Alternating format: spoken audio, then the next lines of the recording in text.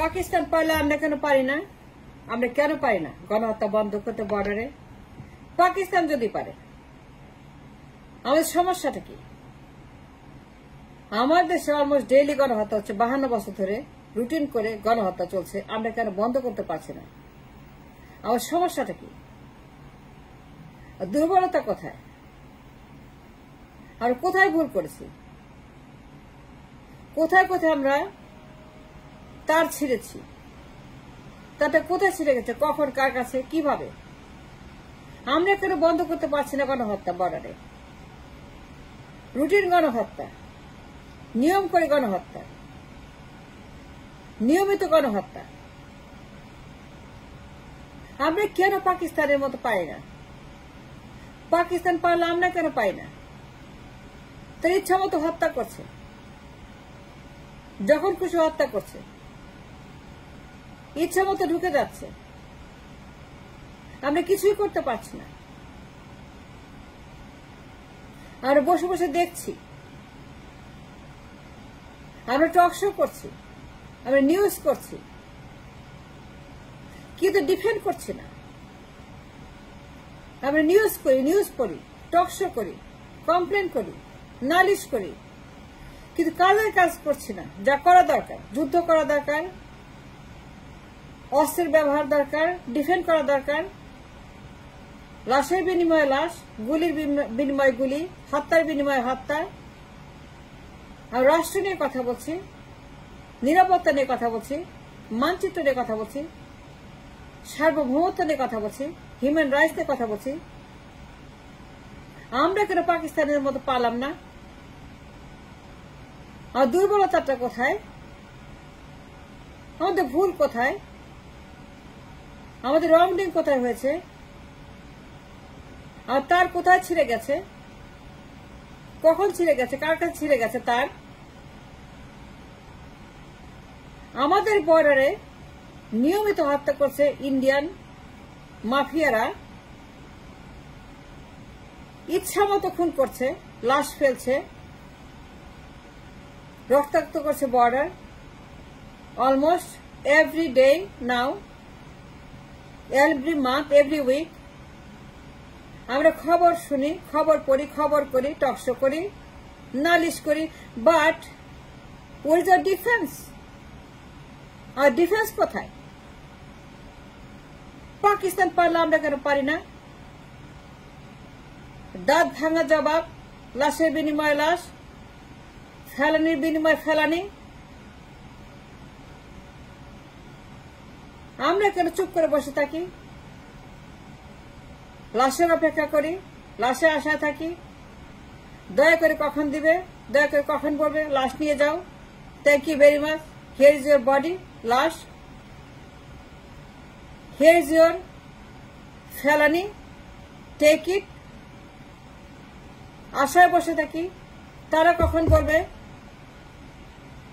আমরা কেন তো দুর্বল? আমরা কেন তো অক্ষম, অযোগ্য, অপদার্থ, এত মেরুদণ্ডহীন? আমাদের তো ক্যান্টনমেন্ট আছে, সেনাবাহিনী আছে, ডিপার্টমেন্ট আছে, অস্ত্র আছে, ট্যাঙ্ক আছে, কামান আছে। আমাদের কি নাই? আমাদের মোর দেন এনাফ আছে পাকিস্তানের মতো। তাহলে আমরা কে ডিফেন্ড করছি না ফেলানিদেরকে? ইন্ডিয়ান মাফিয়ারা এত সাহস কোথায় পায়?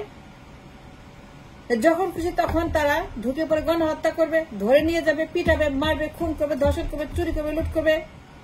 এত সাহস কোথায় পায়? পাকিস্তানে তো ভয় পায় না, পাকিস্তানের আর্মি তো কাকে ডরায় না, ইন্ডিয়ার তো পাকিস্তানে এগুলো করে না, এখানে করে কেন? এত সস্তা কোথায় পেয়েছে? কে দিছে এত সস্তা দেখে? আমরা জানতে চেয়েছি এটা বিনা কারণে, বিনা প্রয়োজনে?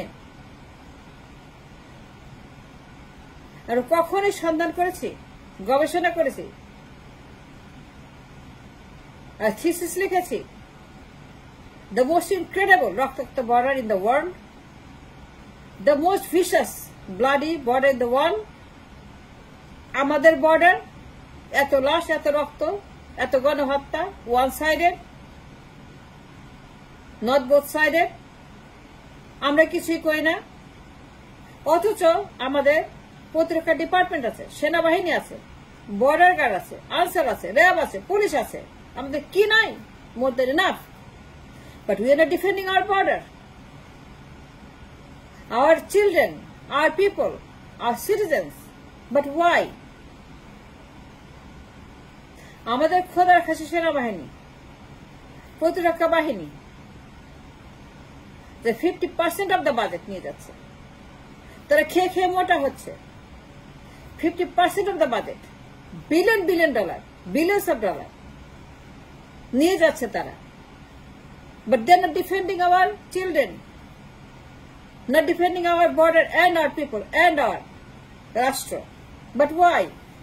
তারা এত টাকা নিয়ে যাচ্ছে খোদার খাসি বাহিনী, প্রতিরক্ষা বাহিনী, তারা খেয়ে খেয়ে মোটা হচ্ছে, ওজন বাড়ছে, ভুঁড়ির সাইজ বাড়ছে, ব্যাংকে টাকার পরিমাণ বাড়ছে, সম্পদ বাড়ছে, সুখ শান্তি বাড়ছে, তাদের ভ্যাকেশন, তাদের হানিমুন, তাদের আনন্দ, তাদের ফুর্তি, তাদের এন্টারটেনমেন্ট, তাদের বাড়ি গাড়ি, কোনো কিছুই কমতি নাই। But when it comes to defending our people, তাদের কোনো খোঁজ নাই, তা নিখোঁজ। But why? এই খোদার খাসি বাহিনী যারা আমাদের কখনোই ডিফেন্ড করে না, এক পয়সায় ডিফেন্ড করে না, অথচ তা নিয়ে যাচ্ছে 50% অফ দ্য বাজেট। খেয়ে খেয়ে মোটা হচ্ছে, খোদার খাসি হচ্ছে, ভুঁড়ির ওজন বাড়তেছে, বাড়ি গাড়ি বাড়তেছে, সম্পদ বাড়তেছে, ব্যবসা বাড়তেছে, ব্যাংক অ্যাকাউন্ট বাড়তেছে, টাকা সাইজ বাড়তেছে, কিন্তু তারা রাষ্ট্রকে ডিফেন্ড করছে না, ফেলেনদেরকে তারা ডিফেন্ড করছে না। But why? সমস্যাটা কোথায়? তারা অপেক্ষা করে কখন লাশটা দেবে দয়া করে। But why? তারা কেন লাশ ফেলে না? তারা কেন যুদ্ধ করে না? তারা কেন গুলি ছোড়ে না? তারা কেন অস্ত্রের ব্যবহার করে না? তারা কেন মুভ করে না ট্যাঙ্ক কামান? তারা কেন ছায়া যুদ্ধ করে না? তারা কেন মহড়া দেয় না পাকিস্তানের মতো? তারা কেন মহড়া দেয় না, ছায়া যুদ্ধ করে না পাকিস্তানের মতো? তারা কেন ডিফেন্ড করে না বর্ডার? তো নিয়মিত মহড়া করে না ভয় দেখানোর জন্য ইন্ডিয়ানদেরকে? নিয়মিত মহড়া কেন করবে না তারা? তার টাকা নেয়, তারা কিন্তু বিলিয়ন ডলার নিচ্ছে, 50% অফ দ্য বাজেট তারা নিয়ে যাচ্ছে এই প্রতিরক্ষা। But they are not doing a penny worth of work. কেন করছে না? কারণ ছাড়াই। ভুলটা কোথায় হয়েছে, সমস্যা কোথায় হয়েছে, তাটা কোথায় ছিঁড়েছে, তাটা কার কাছে ছিঁড়েছে? এর কারণ হচ্ছে যে গোপন চুক্তি ইন্দিরা মুজিবের 52 বছর আগে। এই দুই শত্রু, দুই মুনাফেক, দুই মির্জাফর যে সর্বনাশ করছে গোপন চুক্তি করে 52 বছর আগে। সবকিছুর মূলে একটাই উত্তর, আমরা কেন কিছুই করতে পারি না, ডিফেন্ড করতে পারি না বর্ডার, নির্বাচন, আমাদের রাজনীতি, অর্থনীতি, বাণিজ্য, মিডিয়া, এমপ্লয়মেন্ট, রিজার্ভ, কারেন্সি, সবকিছুই কেন আমাদের হাতের বাইরে চলে গেছে, নিয়ন্ত্রণের বাইরে। দিল্লি কেন নিয়ন্ত্রণ করে? দিল্লি কেন বলে? তারা কেন আমাদের উপর এত খবরদারি করে? এর কারণ গোপন চুক্তি, ইন্দিরা মুজিবের চুক্তি 52 বছর আগে। এই চুক্তির আন্ডারে রাষ্ট্রের দখল দিল্লির হাতে। এই চুক্তির পরে কোন নিয়ন্ত্রণ আমাদের হাতে নাই। শেখ মুজিবুর রহমান সকল নিয়ন্ত্রণ ইন্দিরাকে দিয়েছে, ইন্দিরা গান্ধী। এই ভণ্ড প্রতারক ইন্দিরা মুজিব চুক্তি, এই চুক্তির কারণে আমরা পরাধীন, আমরা গোলাম, আমরা ডামি, আর কিছুই করতে পারি না। আর সেনাবাহিনী, রাজনীতি, অর্থনীতি সব দিল্লির হাতে চলে গেছে। দেয়ার আর পলিসি মেকার্স, তারা যা বলে সেটা আমাদেরকে করতে হয়। তাদের কথা মতো নির্বাচন করতে হয়, তাদের কথা মতো হত্যা করতে হয়, বিডের হত্যা তাদের মতো কথা মতো করতে হয়, তারা বলে বিডিআর হত্যা করতে, দামি নির্বাচন করতে, সীমান্ত হত্যা করতে। আমাদের হাতে কোনো ক্ষমতা নাই, সব চলে গেছে ইন্ডিয়ার হাতে। ইন্দিরা মুজিব চুক্তি, যতকাল এই চুক্তি বাতিল না হবে,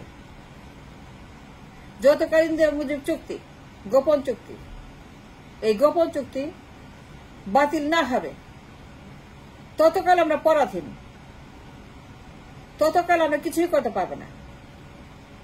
সীমান্ত হত্যা, দামি নির্বাচন, বিডিআর হত্যাকাণ্ড, আর কিছুই করতে পারবো না। ক্যান্টনমেন্ট, রাজনীতি, পলিটিক্যাল পার্টিস, পার্লামেন্ট, প্রশাসন, মার্কেট, অর্থনীতি, dollar, everything is under their control. Delhi নিয়ন্ত্রণ করে every penny, every policy and everything that we have.